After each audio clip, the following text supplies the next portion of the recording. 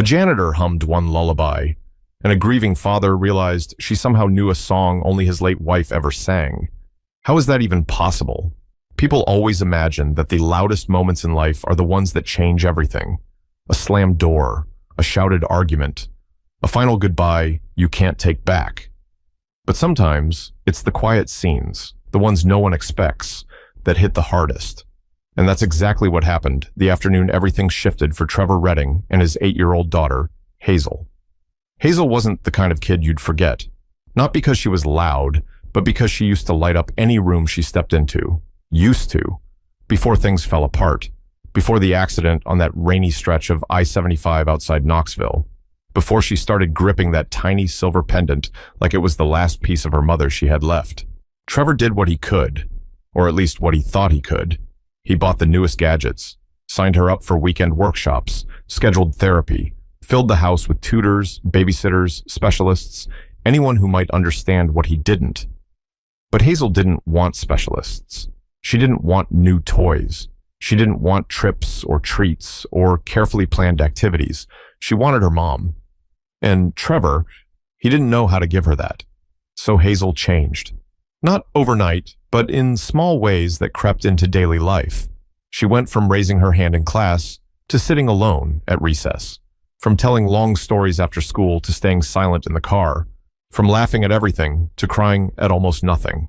Her teachers at Lincoln Ridge Elementary in Columbus, Ohio, tried their best, but every day there seemed to be a new issue, a meltdown, a withdrawal, a phone call home.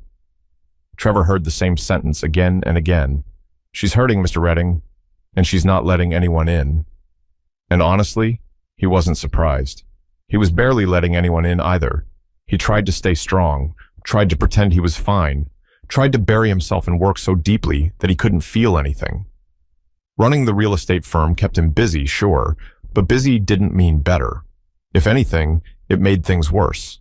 Because while he signed contracts and negotiated deals, Hazel spent her days trying to survive a grief far bigger than her little shoulders could carry. Teachers watched her drift, counselors watched her break, but none of them ever guessed who would be the one to reach her. And definitely not in the way it happened. Because that turning point, it didn't happen in a classroom or a therapy session, or even on some carefully planned father-daughter day. It happened in the most ordinary place in the school, the cafeteria, at the most ordinary time, long after everyone had gone home. And the person who changed everything wasn't a specialist. She was the school janitor. Nora Briggs, a woman most people passed without a second thought, was about to walk into the quiet cafeteria with nothing but a mop bucket, a worn-out broom, and a patience that had carried her through more storms than she ever talked about. She had no idea Hazel was in there. Trevor had no idea anyone was reaching his daughter at all. And the rest of the world, they had no idea how close Hazel was to disappearing inside herself completely. But that afternoon, something unexpected was waiting in that cafeteria.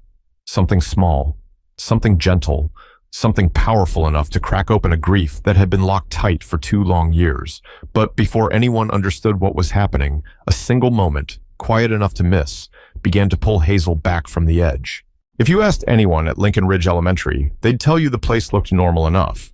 Wide hallways, bright murals done by the art club, and a cafeteria that always smelled faintly like chicken nuggets and industrial soap.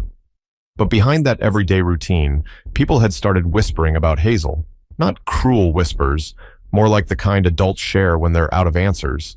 She used to smile all the time. She barely speaks now. She had another breakdown during math. Something's wrong, but she won't say what. Hazel wasn't trying to be difficult. She was trying to survive something she didn't have the words for, and kids notice everything, even when adults think they don't. A few of her classmates started avoiding her because they didn't understand why she cried at random moments. Others stared at the pendant she clutched, curious but too nervous to ask, and the ones who tried to help often ended up feeling helpless themselves.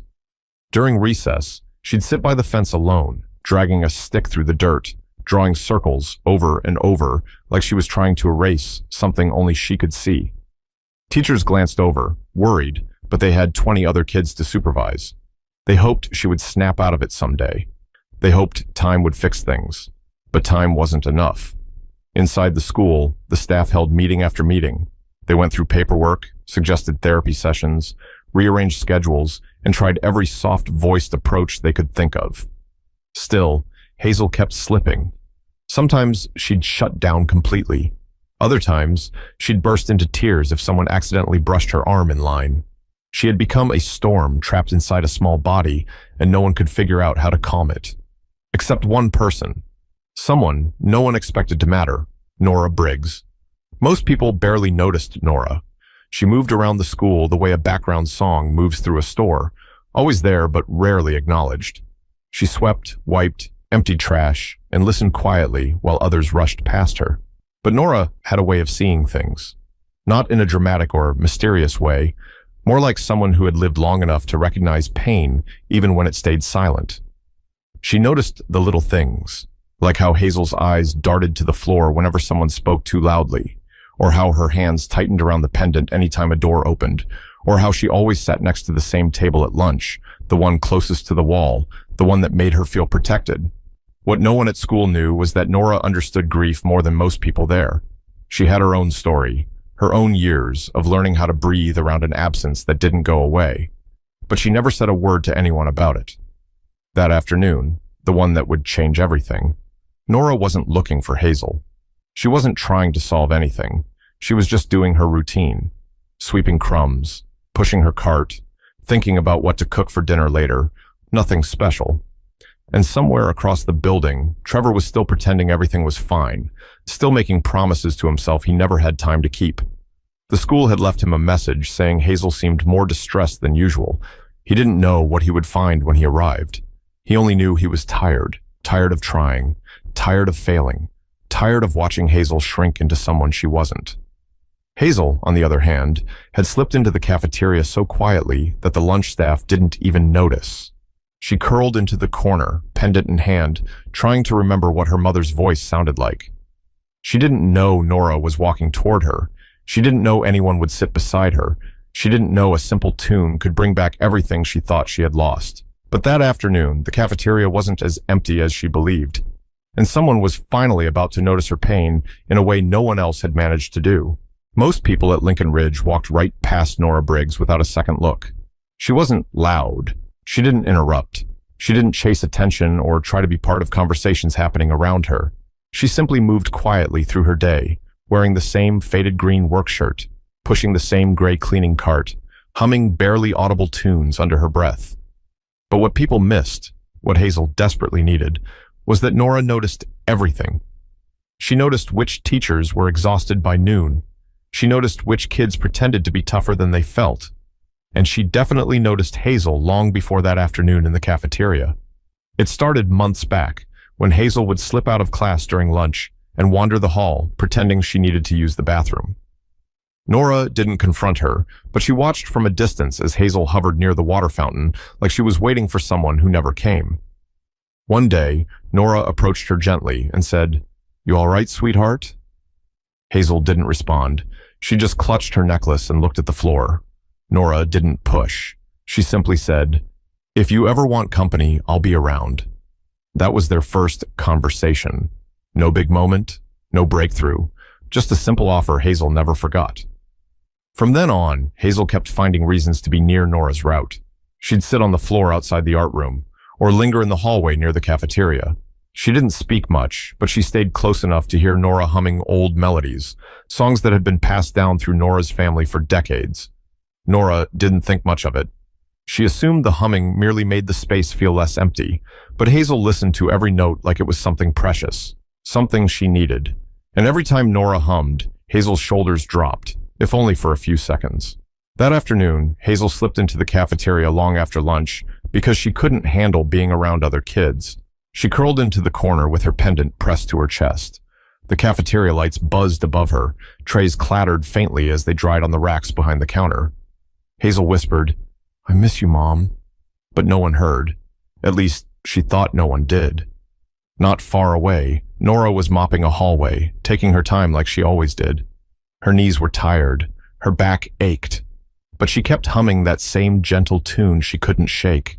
Something her own mother used to sing during long evenings after work. A song that felt like home. She pushed open the cafeteria door without expecting anything unusual.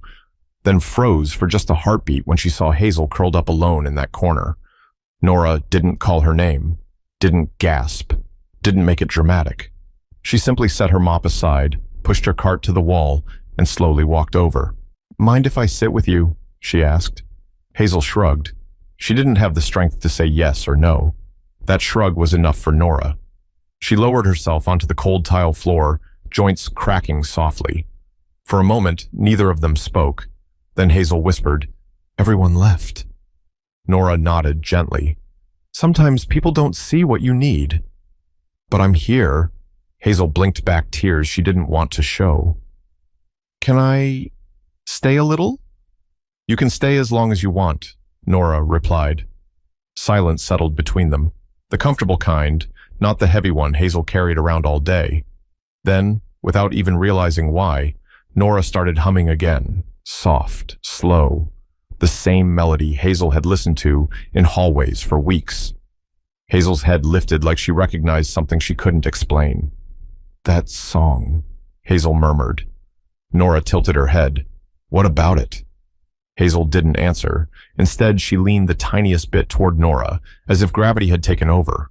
Nora kept humming. Hazel kept breathing. Something inside that child began to ease, even if just a little. But neither of them knew that someone else was already on their way to the cafeteria. And what he was about to see would change everything. Hazel didn't move for a long time. She just sat there against the wall, her fingers curled around the tiny silver pendant hanging from her neck. Nora stayed beside her without saying much, letting her breathe, letting her settle. The cafeteria felt different with only the two of them there. Quieter, yes, but also safe in a way Hazel hadn't felt in a long time. Nora finally spoke, her voice low and gentle. "Rough day?" Hazel nodded without looking up. "I got mad in class again." "What happened?" Nora asked. Hazel pulled her knees closer. "Everyone was talking, too loud. I couldn't think." Nora nodded slowly, giving her space to continue. "And then my pencil broke," Hazel added, her voice cracking. "I tried to ask for another one, but the words, they got stuck." Nora lowered her eyes, understanding more than she let on. Sometimes the smallest things feel huge when your heart's already hurting. Hazel didn't reply, but something in her face shifted, like Nora had said something no one else had ever explained to her. After a moment, Nora leaned back slightly and asked, "Do you want to tell me what that necklace means to you?" Hazel touched the pendant with care, her voice barely above a breath. "It was my mom's. She wore it every day." Nora waited because she could tell that wasn't everything. Hazel continued, "She used to sing to me at night, but I can't remember all of it anymore. Just pieces." She swallowed hard. "I've been trying to remember." Nora's chest tightened. She knew what it meant to hold onto a memory with both hands, afraid it would slip through your fingers, so she didn't say anything yet. She just sat closer, the way you do when words won't fix something, but your presence might.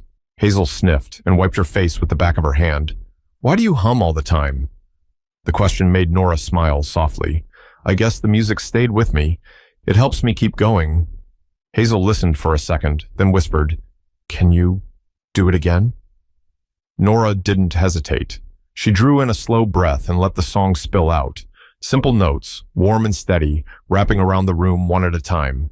Hazel let her body lean against Nora's arm without thinking, like the melody was something her heart recognized. A few feet away, the cafeteria doors stood partially open. Hazel didn't notice. Nora didn't notice. But footsteps echoed faintly down the hallway. Across the school parking lot, Trevor Redding walked briskly toward the entrance. His phone was still warm in his hand from the message he'd gotten from the school counselor. Hazel had broken down during reading time. She wouldn't talk. She wouldn't move. She just cried until she couldn't breathe. Trevor had left a meeting halfway through, ignoring the irritated looks from his business partners. He didn't care.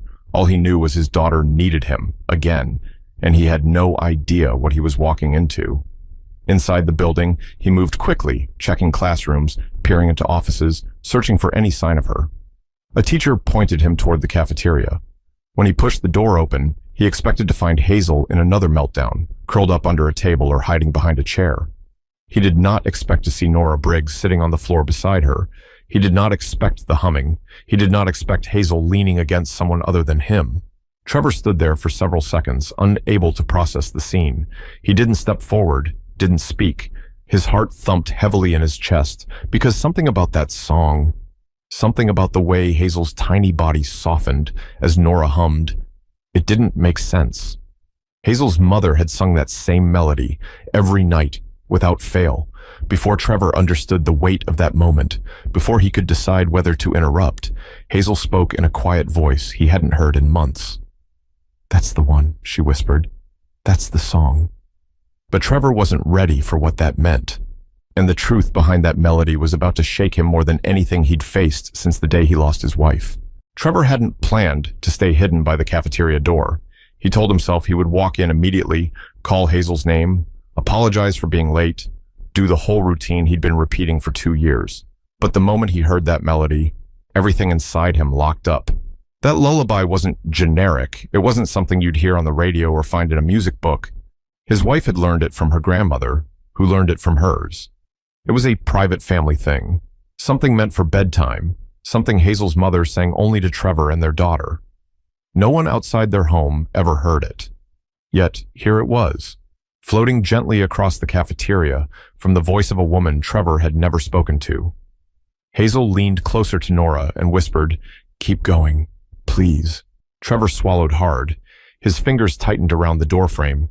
He didn't want to interrupt, but he also didn't understand how any of this could be real. Nora's voice never wavered. She hummed through the next verse effortlessly, like she had sung it 1,000 times. Meanwhile, Hazel's breathing steadied, her body relaxing against Nora's arm, as though she finally felt safe.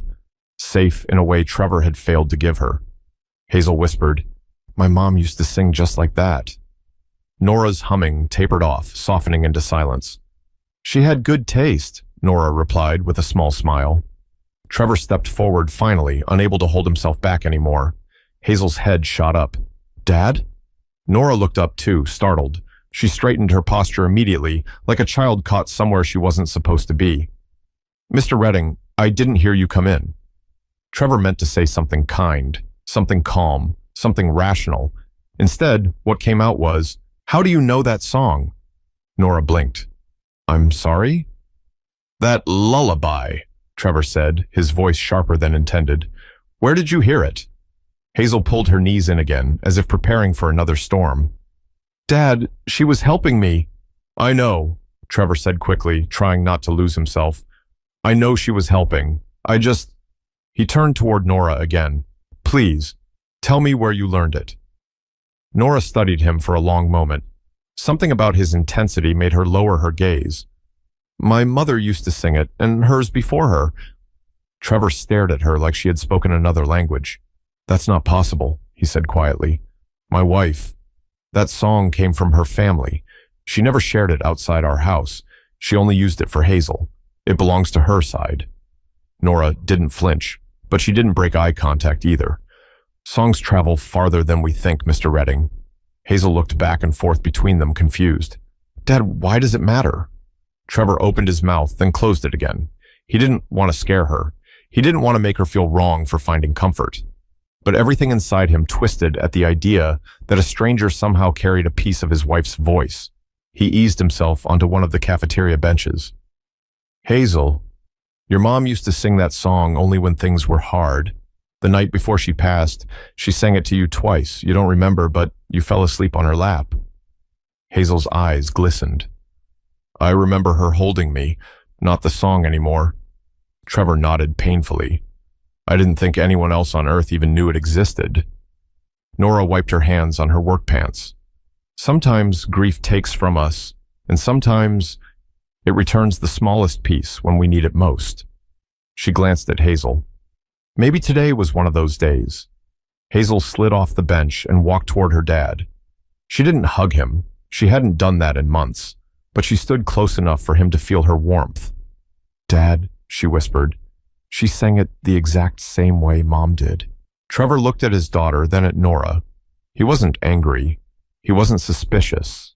He was overwhelmed, because this moment felt bigger than coincidence, but too gentle to be anything scary. Nora stood. "If I crossed a line, I'm sorry. I only wanted to comfort her." Trevor shook his head. "You didn't cross anything. You did something I haven't been able to do." Nora didn't respond. She simply picked up her mop and waited for them to decide what happened next. But before anyone said another word, Hazel surprised them both with something no one expected. Something that finally forced Trevor to face the truth he'd been avoiding since the day he lost his wife. Hazel stood between her father and Nora like she was trying to hold two worlds together with her tiny hands. Her breath shook a little, but she didn't back away this time. She looked at Nora first, then her father, then down at her shoes as if choosing the right words from the floor. "Dad," she whispered, "I didn't know how to tell you." Trevor leaned forward. "Tell me what?" Hazel pressed the pendant to her chest before answering. "Mom used to say, if I ever missed her too much, I should listen for the song. She said it would find me one day." Trevor's eyebrows pulled together. He had heard his wife say many poetic, comforting things, but never that. "Hazel, when did she tell you that?" Hazel took a shaky breath. "The night before the accident." Trevor felt something sharp strike behind his ribs. He remembered that night, his wife brushing Hazel's hair, tucking her into bed, kissing her forehead. But he hadn't realized there were words exchanged between mother and daughter that he never heard.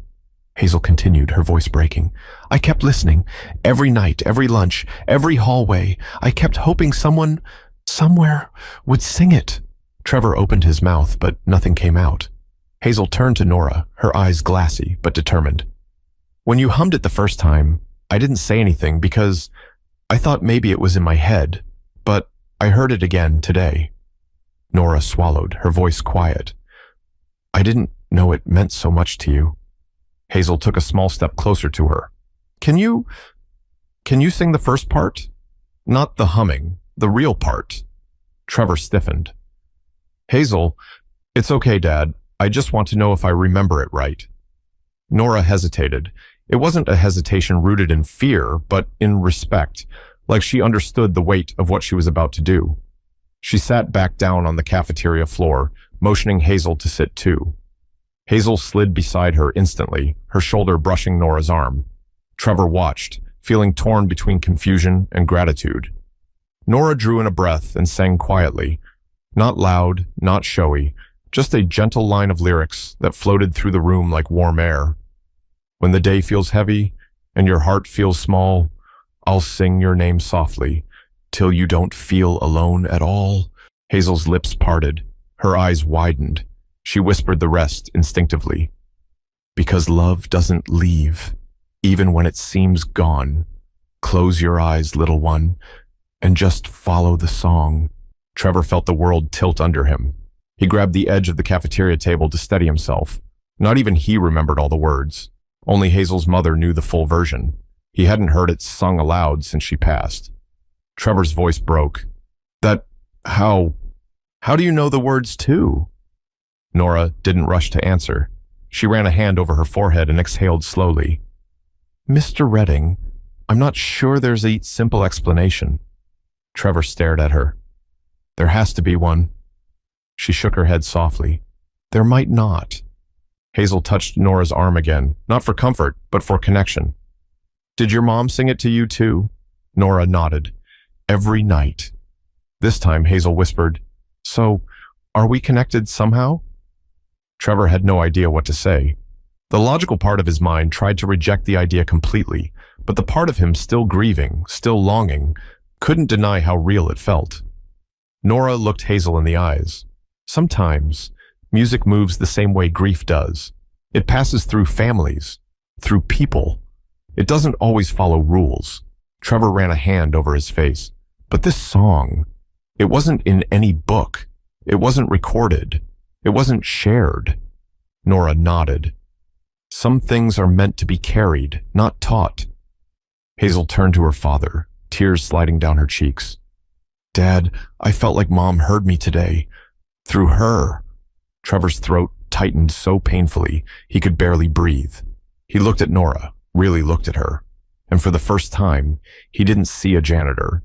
He didn't see an employee. He saw someone who had unknowingly walked into his daughter's life at the exact moment Hazel needed someone who understood the way silence hurts.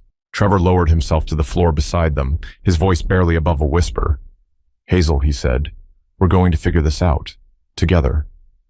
Hazel wiped her face. You promise? He nodded. I promise. But before they could say anything else, Nora's expression changed. Subtle, but enough. She looked at Trevor with an honesty that made him brace himself, because clearly, she had something else to say. And Trevor had no idea that her next words would reveal a link between their families that he never saw coming. Nora didn't speak right away. She pressed her hands together, staring at the floor as if she was still deciding whether she had any right to say what was sitting heavy on her chest. Hazel waited with wide eyes, and Trevor leaned in slightly, bracing himself without realizing it. Finally, Nora let out a shaky breath. Mr. Redding, I didn't plan on ever saying this. I didn't think it mattered anymore. But now, after hearing your daughter finish the lyrics, maybe it does. Trevor's heartbeat picked up. What are you talking about? Nora didn't look at him. She looked at Hazel. Before I worked here, back when I lived in Dalton, Georgia, I used to help my mother take care of older folks in our neighborhood. People who couldn't drive anymore or didn't have anyone to visit them. Hazel blinked. Like, sick people? Sometimes, Nora said, but mostly lonely people. Trevor felt a prickle of unease work up his neck. Go on. Nora finally raised her eyes and met his. There was an elderly woman we visited every Thursday. Her name was Morena. She didn't have kids. She didn't have siblings, but she had these old photo albums that she kept in a little wooden box under her bed. Hazel leaned forward. Did she have a picture of my mom? Trevor gently placed a hand on her shoulder. Hazel, sweetheart, let her tell it. Nora continued. One day, Marina asked me if I wanted to hear a song she learned from her grandmother. She said it was special. Said her grandmother only sang it to her when she was scared, and then... Nora swallowed hard. She sang the exact same lullaby we just sang together. Trevor stared at her. Are you saying Hazel's mother knew this woman? I don't know, Nora admitted, but Marina told me something else. She said her grandmother learned the song from a woman she lived with when she was young. A woman who left home and disappeared from her family for years. Marina didn't know her name. She only remembered her voice. Trevor rubbed a hand through his hair. There are thousands of families in the South. Songs get passed down. I agree, Nora said gently. But it wasn't just the tune. It was the lyrics. The same verses Hazel's mother sang. That doesn't just happen by accident. Hazel clutched her pendant tightly. So, does that mean our families knew each other a long time ago? I can't say for sure, Nora said, but sometimes people cross paths without realizing it. Sometimes the things they leave behind, songs, stories, memories, travel even when they don't. Trevor looked overwhelmed. He rested his elbows on his knees and leaned forward, trying to make sense of everything. I never met anyone from her grandmother's side. She didn't talk much about her past, just bits and pieces. Nora nodded softly. Marina didn't talk much either, but she said the woman she learned the song from used to sing with her hand on her heart, the same way Hazel's mother did. Hazel began to cry silently, but this time, it wasn't the same kind of pain. It was softer, almost relieved. Dad, maybe Mom didn't leave me. Maybe the song came back to find me like she said. Trevor pulled her into his arms. For the first time in months, Hazel didn't push him away. She sank into him, letting herself be held the way she used to be, small, fragile, trusting. Nora watched them with a tight smile, her eyes shining. She stood slowly, giving them space. Trevor looked up at her. I don't know how to thank you. You don't have to, Nora replied. Hazel needed someone to sit with her, that's all. No, Trevor said firmly. You gave her something I thought she lost forever. Nora didn't argue. She simply nodded and took a step back. Sometimes the right moment shows up when the world feels the most unfair. Hazel pulled away from Trevor and walked up to Nora, wrapping her arms around her waist in a small, gentle hug. Don't stop singing, Hazel whispered. Nora placed a hand on her back. I won't, not if it helps you remember. Trevor stood and exhaled deeply, the weight of the past 2 years slowly lifting off his chest. But as they walked out of that cafeteria, something unexpected happened. Something that would change not only Hazel's heart, but Trevor's path forward too. As the three of them stepped out of the cafeteria, the hallway felt different. Not brighter or louder, just easier somehow, as if the heavy air Hazel carried around had shifted into something lighter. Trevor didn't say much at first. He was still trying to hold on to the moment without falling apart. Nora walked a few steps behind, keeping a respectful distance. She wasn't trying to insert herself where she didn't belong. But Hazel slowed her pace until Nora caught up, her small hand reaching out to lightly hold onto Nora's sleeve. Trevor glanced back, surprised. Hazel hadn't willingly reached for anyone in months. "You all right, kiddo?" he asked softly. Hazel nodded. "Can we talk? All of us?" Trevor hesitated, then nodded. They stopped near one of the lunch tables stacked against the wall. Hazel climbed up onto the bench, her feet dangling, her pendant resting on her chest. She looked at Nora first. "You don't have to go," she said shyly. Nora sat beside her. "I'm not going anywhere unless you want me to." Hazel gave a small smile, a tired one, but real. Trevor sat across from them, his fingers rubbing the stress lines on his forehead. "Hazel," Trevor began, "I'm sorry. For everything. For not seeing how much you were hurting. For not knowing how to help." Hazel looked up, her eyes steady. "You didn't do it on purpose." "I still should have been more present," Trevor replied. His voice didn't crack, but it threatened to. "You've been screaming without making a sound, and I kept thinking you'd bounce back on your own." Hazel's eyes softened. "I didn't know how to ask for help." Trevor nodded slowly. "I didn't know how to offer it." Nora listened quietly, her hands folded in her lap. She didn't want to interrupt something so delicate. But Hazel surprised her again. "Can you stay in my life?" she asked. "Not just at school. Like, can we still talk after today?" Trevor looked at Nora, unsure how she would respond. Nora exhaled gently. "If your father is all right with it, and if it helps you, I'd be honored." Hazel let out a breath that sounded like relief. Trevor looked at Nora, not as a janitor, not as a stranger, but as someone who had given his daughter the one thing he couldn't: connection. "Thank you," he said quietly.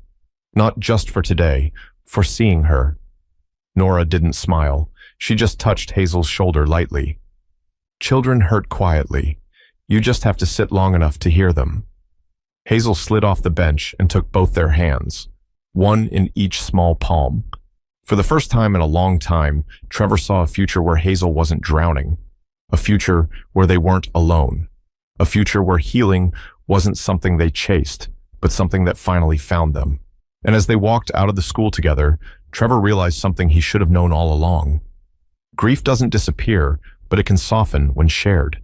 And sometimes, help comes from the person everyone else walked past without noticing. Healing starts the moment you let someone in. And if you are listening to this, maybe it's time to open your own door too. If you enjoyed this story, share it with someone who needs a reminder that connection still matters. And remember, no matter how dark life feels, it only takes one honest moment to let the light back in.